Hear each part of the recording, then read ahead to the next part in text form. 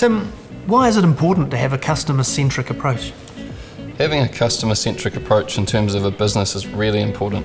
When businesses approach us from an investor or funder perspective, we really want them to be able to show us rather than just tell us how they're performing. So you can use data to show the story that you're trying to portray. Business owners have historically been very successful using judgment or their gut instincts. But why wouldn't you want to be more informed? So you might want more information at your disposal to then use your judgment or make a decision. And you might also, in the pace of the world at the moment, want to know that when you've made a decision, how that impacts the way your customers behave or relate to your business or your product offering. So you can actually adjust your value proposition really quickly based on data. Sure. Can you give me a sense of how New Zealand's tracking relative to the rest of the world in this?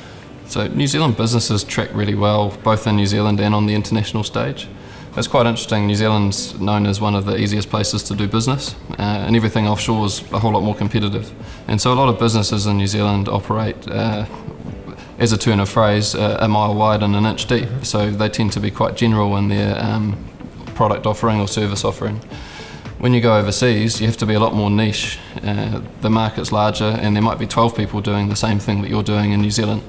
And so businesses tend to focus an inch wide and a mile deep. Yeah. How good is it that you can perhaps access data around trends and customers over in other countries before you even go, so you can be prepared around which kinds of audiences or customers or people you might want to talk to as you're planning to go over and launch into an offshore market.